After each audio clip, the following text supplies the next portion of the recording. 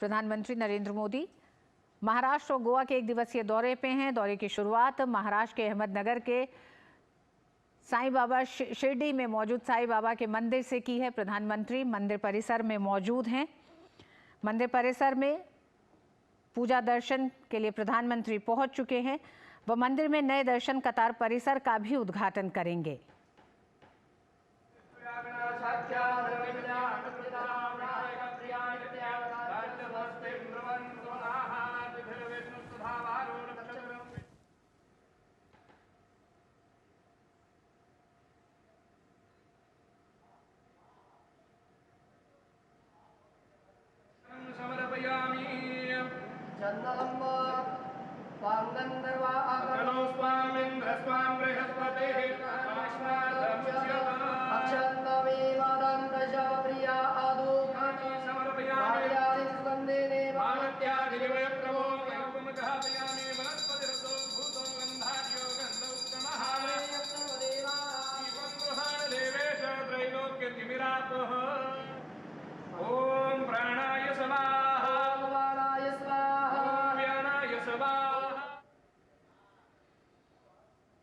शिरडी महाराष्ट्र के मशहूर धार्मिक स्थलों में से एक है। हर साल यहाँ लाखों लोग बाबा के दर्शन के लिए पहुँचते हैं। हम जानते हैं कि गुरुवार का दिन शिरडी के साईं बाबा का दिन कहा जाता है और आज इस शुभ दिन पर प्रधानमंत्री नरेंद्र मोदी साईं बाबा मंदिर पहुँचे हैं। साईं बाबा के दर्शन के लिए इस मंदिर की प्रसिद्धि सिर्फ महाराष्ट्र तक ही सीमित नहीं है, बल्कि बाबा का दर्शन करने लोग विदेशों से भी आते हैं। अनुज हमारे साथ जुड़ गए हैं। अनुज, आज शिरडी और शिरडी के आसपास के इलाकों के लिए बेहद अहम दिन है। प्रधानमंत्री पूजा अर्चना करने के बाद जिस तरह से विकास परियोजनाओं का उद्घाटन और शिलान्यास करने जा रहे हैं। देखिए ऋतु, आज शिरडी के हिसाब से अगर हम बात करें तो एक बड़ा दिन इसलिए है क्योंकि आज यहाँ कई हजार करोड़ की जो परियोजनाएं हैं वो इस इलाके के लिए प्रधानमंत्री नरेंद्र मोदी आज यहाँ की जनता को सौंपने जा रहे हैं। और दूसरी सबसे बड़ी बात है जो आपने अभी तस्वीरों के माध्यम से देखा कि प्रधानमंत्री आज श्री बाई बाबा जो संस्थान ट्रस्ट है वहां पर आए और यहाँ साईं बाबा के दर्शन उन्होंने किए, पूजा अर्चना की। और उसके बाद जो एक सबसे बड़ा साईं बाबा ट्रस्ट के लिए आज दिन है वो इसलिए है क्योंकि इस परिसर का जो नवनिर्माण हुआ है, जो एक नई इमारत बनकर तैयारी हुई है, उसका भी उद्घाटन करेंगे। और इसके पीछे जो सबसे बड़ा मकसद रहा है ऋतु, वो ये रहा है कि यहाँ पर जो दर्शनालु हैं, श्रद्धालु हैं, उनकी संख्या कई ऐसे अवसरों पर बढ़ती है, जैसे रामनवमी का दिन है या बृहस्पतिवार के दिन है, यहाँ पर काफी संख्या बढ़ जाती है। ऐसे में लोगों को जो सड़कों पर जो लंबी लंबी लाइन लगती हैं उन पर ना लगना पड़े, यहाँ पर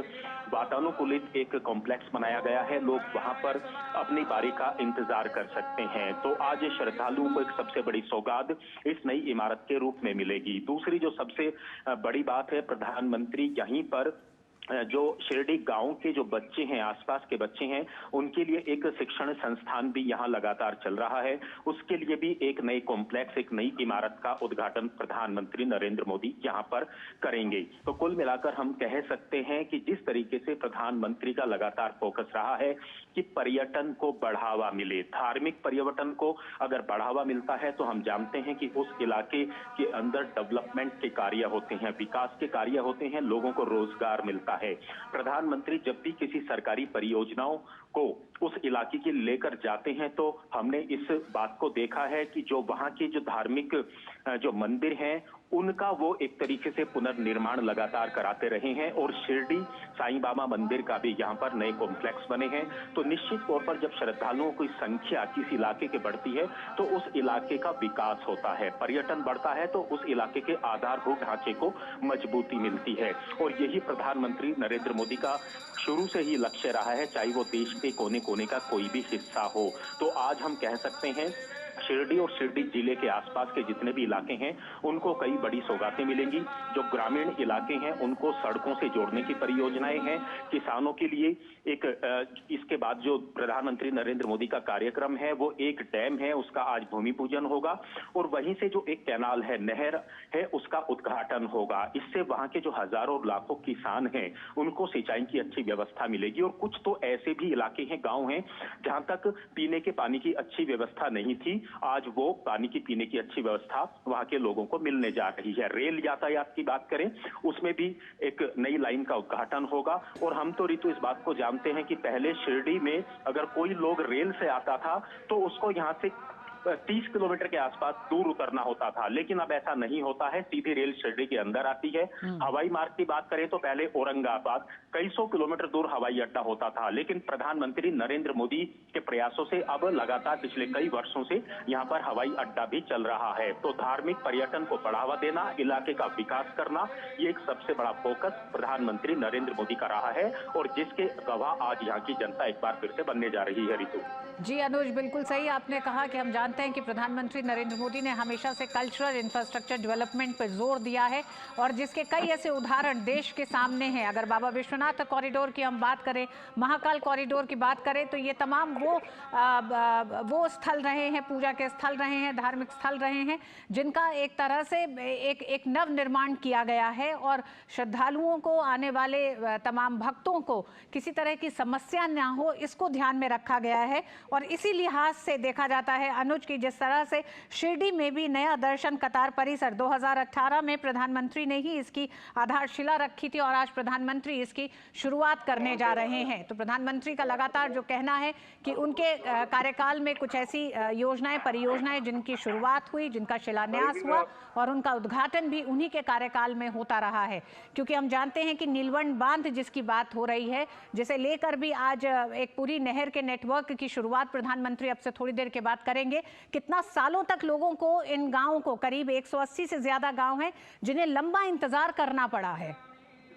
बिल्कुल ऋतु, आपने बिल्कुल सही कहा, क्योंकि काफी लंबे अरसे के बाद जब लोगों को सुविधाएं मिलती हैं तो निश्चित तौर पर उनके लिए, उनके इलाके के लिए एक नया जन्म होता है, हम इस बात को कह सकते हैं। और पीने के पानी की व्यवस्था तो ऐसी बात है जो जीवन के लिए एक आधारभूत जरूरत है। और ऐसे में प्रधानमंत्री ने कई कार्यक्रम चलाए हैं, चाहे घर घर जल नल की बात चलाई हो, सिंचाई की व्यवस्था की बात की हो, ये इस तरह की बातें हैं जो प्रधानमंत्री सीधे जो लोगों की जो समस्याएं हैं, जो निचले पायदान के लोग हैं, उनकी बातों को जब प्रधानमंत्री लगातार उनके इलाकों तक पहुंचाते हैं तो ये उनके लिए एक बड़ी बात होती है। तो निश्चित तौर पर ये महाराष्ट्र के ऐसे इलाके हैं, हमने तो ऋतु ऐसे भी दिन देखे हैं जब महाराष्ट्र के अंदर, विदर्भ ही नहीं बाकी कुछ ऐसे भी इलाके हुआ करते थे जहां पानी की, पीने की समस्याएं मीडिया की हेडलाइन बना करती थी, अखबारों की हेडलाइन बना करती थी। किसान के लिए सिंचाई के पानी की कोई व्यवस्था नहीं होती थी।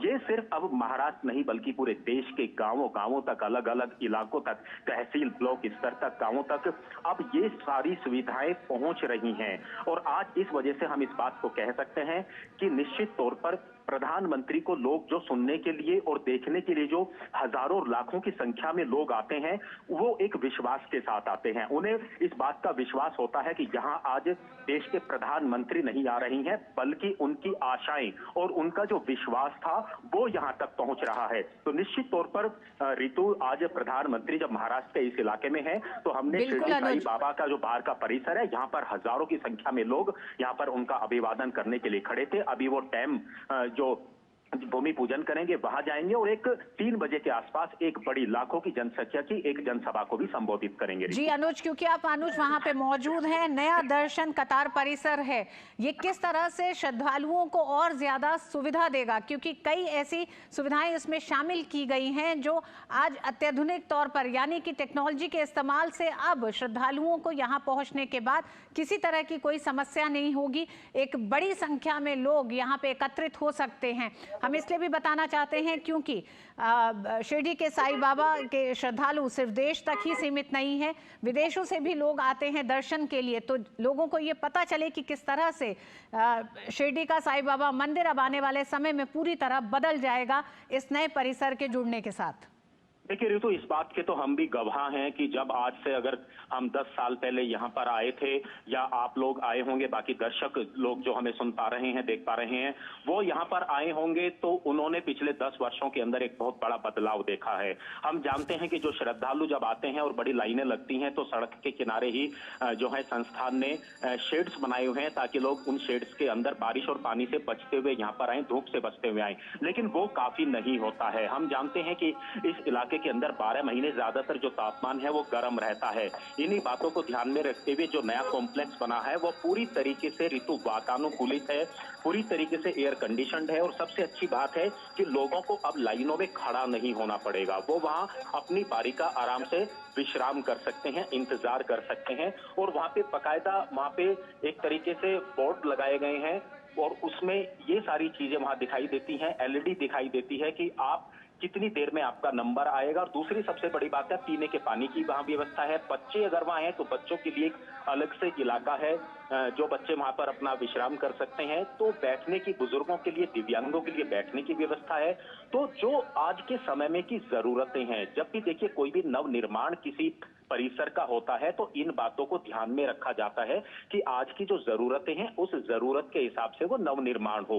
और ये जो परिसर के अंदर नवनिर्माण हुआ है, चाहे वो शिक्षण संस्थान का कॉम्प्लेक्स हो या ये जो लंबी कतारें हैं उन दर्शनालुओं के लिए हो, तो निश्चित तौर पर ये काफी राहत और सुकून श्रद्धालुओं को देगा। हम तो आज सुबह जब ऋतु श्रद्धालुओं से बात कर रहे थे तो जी। उन्होंने कहा कि हम आज से जब 5 साल पहले आए थे उसके बाद से पूरा नजारा बदला हुआ है। हम जानते हैं कि जब यहाँ पर जो 100वां शताब्दीवा जो समाधि जो उपलक्ष्य यहाँ पर मनाया गया था, उत्सव यहाँ पर मनाया गया था, उसमें प्रधानमंत्री नरेंद्र मोदी ही वर्ष 2018 में यहाँ पर आए थे और ये जो नए कॉम्प्लेक्स बने हैं इनका भूमि पूजन उन्होंने किया था। आज 5 वर्ष के बाद प्रधानमंत्री उनका उद्घाटन कर रहे हैं। ये एक सबसे बड़ा उदाहरण है कि अगर सरकारों की नीति और नीयत अच्छी हो, जनसेवकों की नीति और नीयत अच्छी हो, तो समयबद्ध तरीके से किस तरीके से कार्य किया जा सकता है। इस चर्चा की हमने जो है यहाँ पर हमने बातें सुनी है, लोग इस बात की चर्चाएं कर रहे थे। और आपने जिस तरीके से कहा, सिर्फ भारत वर्ष से नहीं बल्कि दुनिया भर के लोग, पर्यटक यहाँ पर आते हैं, श्रद्धालु यहाँ पर आते हैं, तो उनको भी लगता है कि जब वो अपने भारत वापस देश आते हैं तो विदेशी